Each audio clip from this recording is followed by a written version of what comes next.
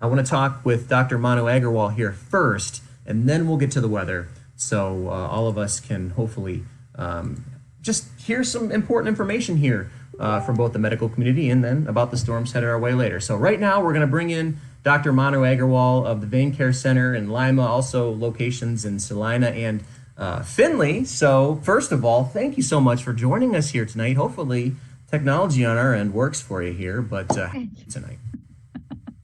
Well, thanks for having me. I really appreciate the opportunity to be with you guys tonight and talk a little bit about what we're doing here in our community. Yeah, and we've had several conversations over the past couple of weeks, and the medical community certainly is changing quite a bit. And one of those ways that it's changing, I know that you've talked a lot about this with me, and that's telemedicine. I mean, Hmm. a lot of doctors in the region are going to telemedicine, but a lot of us might not know exactly what that is, but it kind of is like what we're doing right now. Isn't that correct? Right. That's exactly right. Telemedicine is here and I think it's going to stay. I think it's a great way to connect with your provider without leaving the comfort of your home, the comfort of work potentially, the comfort of your vacation spot. I think it's an easy way for people to connect and, get a refill on their medications, have their provider look at their area of concern. For my case, last week I had a patient who had a bleed from a vein on the calf, and he was able to show me his calf. And, we were able to set him up for an appointment this week so he can come in and we can take a look at it and see how it needs to be further definitively addressed. So it's here to stay. I think it's going to be a great tool going forward. I think it's going to keep a lot of people out of the hospitals, out of the emergency rooms, potentially out of the urgent cares, potentially, and still get quality care. Hmm. That is music to my ears, Dr.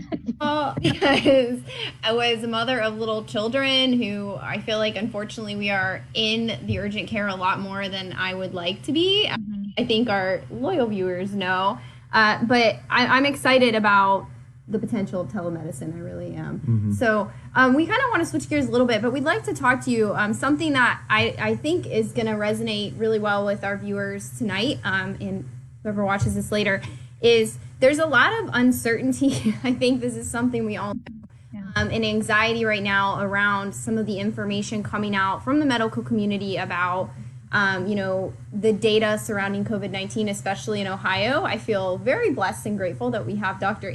Acton kind of leading the way for us. But locally, what advice do you have to people who are, we've been quarantining for quite a while now. Mm-hmm. What's your take on how we should be making sense of just so much information coming at us all the time about this virus and what it could mean, especially here in our local, like Ohio and Northwest Ohio communities? Yeah, that's a great question. I mean, there is a lot of uncertainty at this point, even in terms of treatment. And so, in the beginning, there was discussions of people trying to avoid non-steroidal anti-inflammatories. That's still kind of true. We're at this point, the medical community across the world and across the country is, having some uncertainty in treatment protocols. We're just trying to buy time essentially in order to develop these protocols that are going to be evidence-based. So, if we can treat X number of patients and get good data from that, then we would have better information that we can improve survivability for somebody who gets COVID-19. And in order for us to be able to develop those protocols, we need time. And that's kind of why these mandates have been put into place to have social distancing, closing non-essential types of businesses and transactions.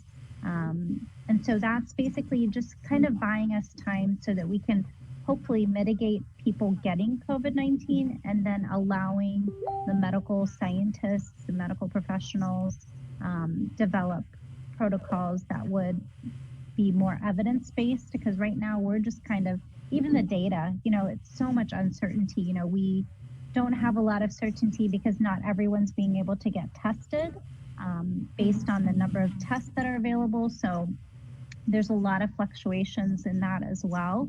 And so even though we have X number of people that are infected in Ohio or even across the country, there's a lot of people that have symptoms that may not have gotten tested at all. And so that's where the uncertainty is coming from. It's because we don't have really good evidence-based data for us to be able to treat patients. And in order for us to get that data, we need to buy time so that we can develop those protocols. Thank you so much, Dr. Aggarwal. As a quick follow